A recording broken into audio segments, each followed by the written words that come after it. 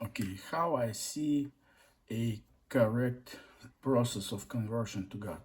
You go to a baptism, okay, to a real church, okay, where you get the baptism, okay, and if you get just the seed, if you don't get that baptism of the Holy Spirit immediately, if you're a kid, for instance, okay, you just nurture that seed throughout the time. You protect it, you defend it, you immediately will gonna be attacked by people uh, who are not having that seed of new life inside of them.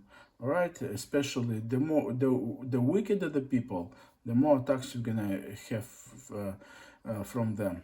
Okay, so I'm not sure if I can advise the go into the Eucharist like all the time because uh,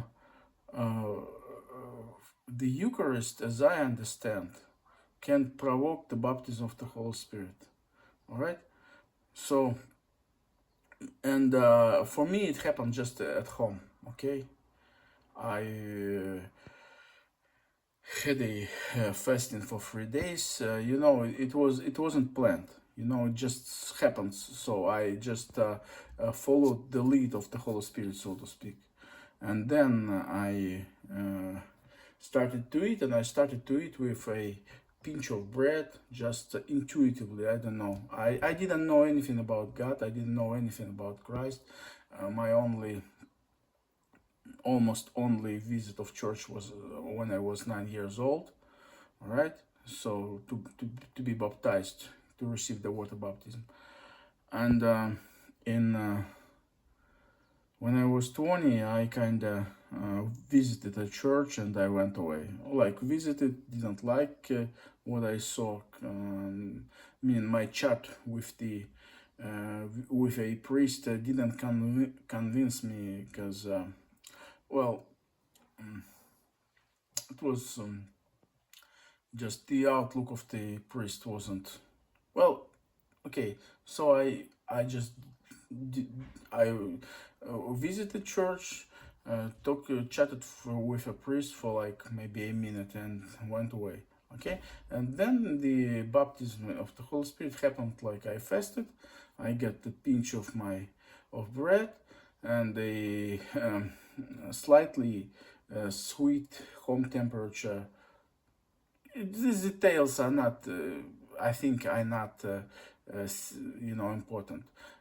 But well, I took that tea, all right, and it unraveled like in that what the Eucharist supposed to be, all right, and throughout the process of several minutes, maybe tens of minutes, and the next day also the second part was it unraveled the kind of the full baptism of the Holy Spirit, which I described throughout the videos in the channel.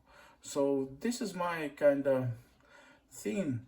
You get that seed if you don't get baptized in the Holy Spirit immediately upon the baptism in church. Okay, you get the seed, you nurture it, and God will provoke you to turn into Him. Turn into Him. Maybe it will be accompanied with that fast that I did, and I did turn to Him. I made a covenant of Him, okay, because I kind of agreed to that He is right, okay, that seed is right, okay, the grace is right, and all the other influences or quote unquote gods are wrong.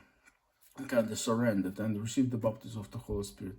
So, and then after you get the baptism of the Holy Spirit, you just stay in that.